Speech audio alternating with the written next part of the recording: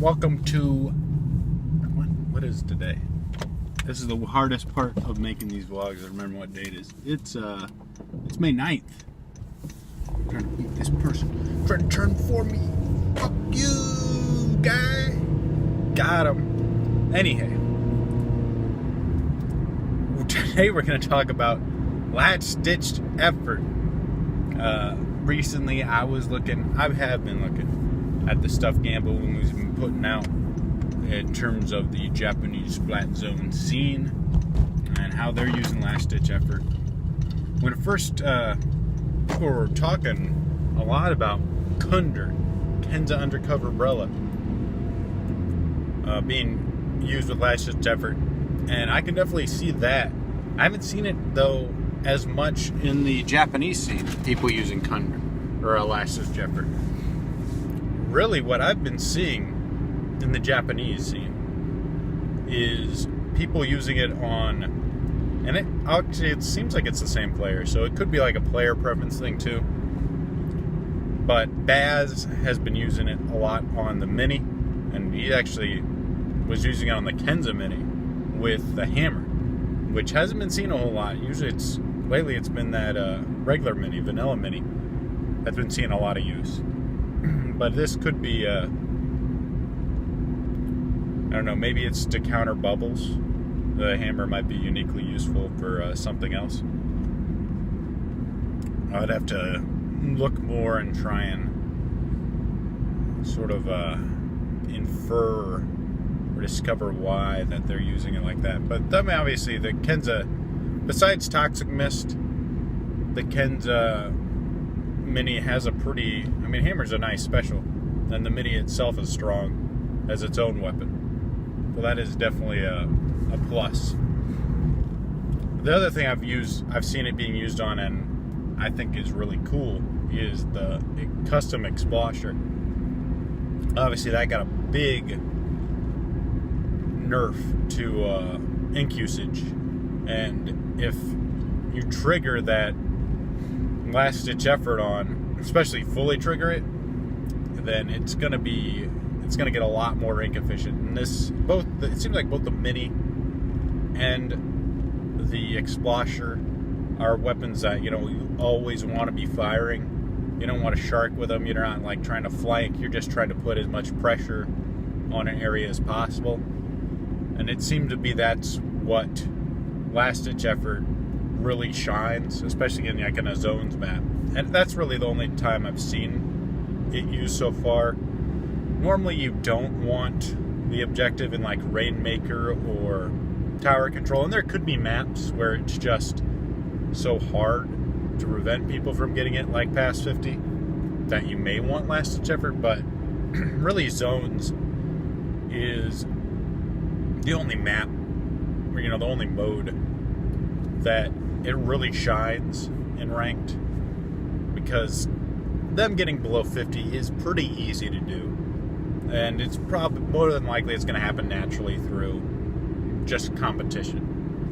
So, and if it doesn't, well, you're not really you're probably going to win if they don't get it under 50. So it makes a lot of sense in that in that case. And I don't know if there's other weapons besides that Kunda Mini. I definitely see yes. I'd almost say H3 if people were actually using it nowadays, but it's like those weapons that you always want to be just like, maybe ballpoint, I don't know. Maybe you need that run speed and stuff. You need something else instead, but again, weapons that are just all about pressure, all about throwing, ink out, controlling an area. That's definitely what it is. But it's cool to see that change making an impact, seeing it used. There's so many abilities. Well, actually, I'm trying to think like how many abilities are there now that are just still like kind of like. I'd say maybe Bomb Defense DX is kind of the one that's but I've almost wondered whether or not there could be an argument made for running bomb defense, there's so many bomb spam right now, and there's a lot of stuff with point sensors too. I'm wondering how much it reduces. I've been meaning to research that. I haven't had a chance, but that could be, there could be something there.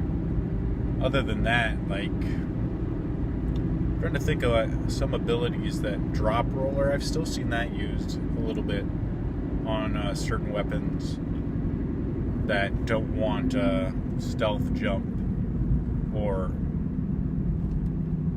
use what was that? Shoot, there was one. I'm trying to think. There was one that used drop roller pretty consistently. I don't know. It wasn't ballpoint, though. I've seen people use it on ballpoint. Though the jet ballpoint is like, eh. What was the one that people use really liked to had inkjet on it? Huh. Can't remember off the top of my head.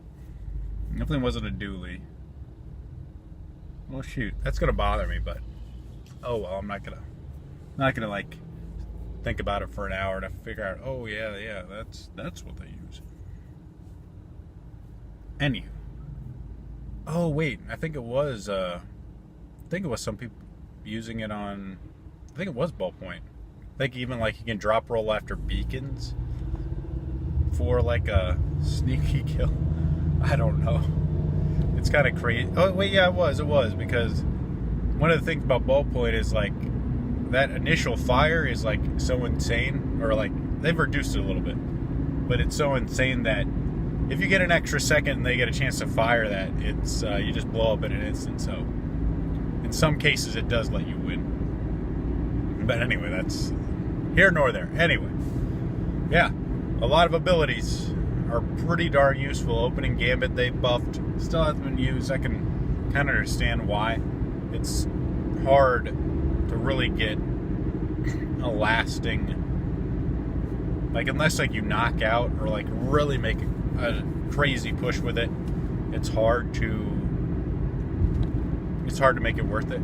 Especially, after it goes away, it almost pays to play safe. Meanwhile, with Flash Effort, especially on zones, it's almost inevitable, it seems like, and you'll be doing well like the second half of the game. So as long as you hold, which with specials it's pretty easy to do, pretty easy to flip the zone,